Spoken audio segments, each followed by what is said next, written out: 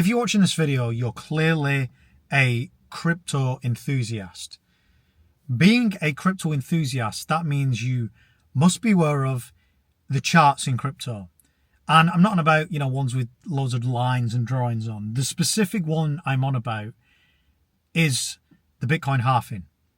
And the Bitcoin halving chart overlays nicely with the bull markets and the bear markets. And I've showed this several times in my videos. And what it specifically shows is that every 4 years, there is a Bitcoin halving. And more often than not, around 77, 78 weeks after that period, we have the top of the crypto market. And it happens time and time again, every single time. Right? And you could argue that, this time's different or whatever. But that's been said so many times, like this time's different, super cycle, just the same old narrative from usually the crypto bros who are trying to push the coin to you to buy. That's not what this video is about though. If we know this happens every single time, every 4 years, and this is yet to be broken because we're into the bear market now, if you look at the chart, we've just got to not question what happens. There's but there is a image that went around in the bull run, and it was showing that the pattern, for whatever reason, the matrix, the golden ratio, whatever you want to call it, that repeats itself in the top of the market, the bottom of the market, the top of the market, the bottom of the market, every single time. And if you look at the chart from when the top of the crypto market is, so this is and how you can measure this is if you go on TradingView or you Google total crypto market cap, which would signal the top of the market, or you could use it with Bitcoin. They're usually pretty, similar. The bottom of the market is usually around 12 months after the top of the market.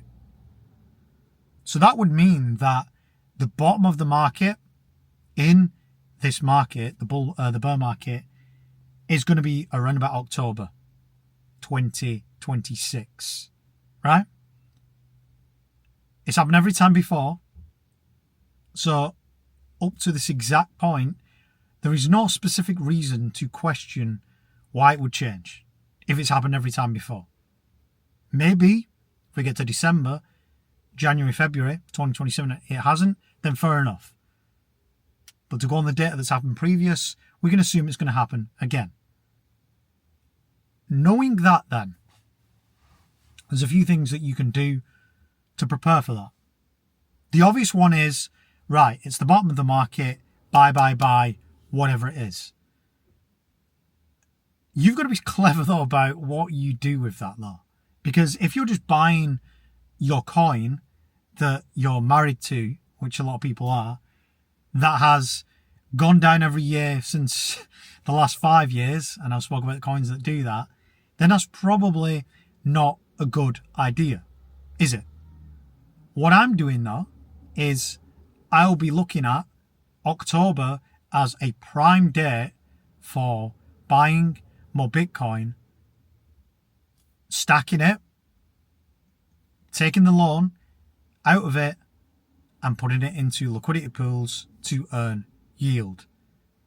So I'm doing two things: growing my Bitcoin stack, growing my monthly passive income from that stack, in which I feel I can maximize the impact of that by taking advantage of the start of the bottom of the market in October. What price will Bitcoin be then? It's 60 odd grand now. Could be 50 grand. Could be 45 grand. Could be 40 grand. But knowing what has happened previously means that the data is there to show that the opportunity to maximize an ROI at the very bottom of the market is there. Nobody will guess exactly when, right? Even that post on 4chan, whatever it's called, showed the exact date. I think it was 6th of October, 7th of October, whatever, in 2025 for the top of the market was correct. But knowing the data previously, I can assume that it's going to be pretty damn close. So knowing that, I've got the strategy and I know what I'm going to do in that month. So for you watching this video, you've got to think, if you have a strategy, some people just, DCA into their coin, go into oblivion forever. And that's fair enough. Maybe you'll buy more of it in October. Maybe there's someone out there still buying EGLD in 2026 and is going to buy more when it's whatever ridiculous price in October. Fair enough. And then be gutted in a year when it's still like down there in the dumps. But that's not the point. What I'm saying is, if you are looking at accumulating something, or if you've not got a strategy to do something, bear in mind what I've just said about the market in terms of the bottom in October.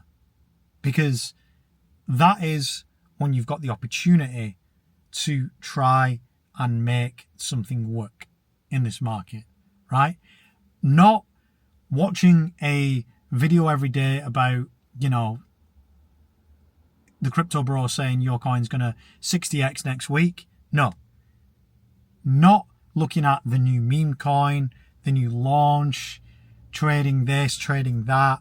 No, not doing that. Planning for how, if you were to accumulate something at the bottom of the market, what the potential is for it going on the upside. It is hard to pinpoint which asset will do that. And that is 100% why I've just said I'm going to look at Bitcoin. Because of the extensive, what is it now, 2009 it came? 17 years of data we have for it now. The longest for any crypto, right? And the data of the top of the market that I've spoke about and the bottom of the market repeatedly over and over again. There's just nothing as comprehensive of that in the crypto market. That is why this is based on data, what I'm doing. And like I said, it satisfies two opportunities: stacking more Bitcoin, gaining more passive income, which is exactly what I want to do. So whatever you decide, if you're following the same chart as me, is to, one, what and if do you want to accumulate? And two, how is that going to work for you? Is it passive income? Is it long-term accumulation?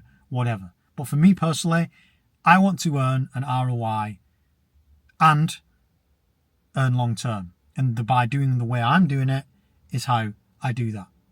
Just think about it. That's it for me today. If you enjoy my content, like, subscribe. See you all very soon.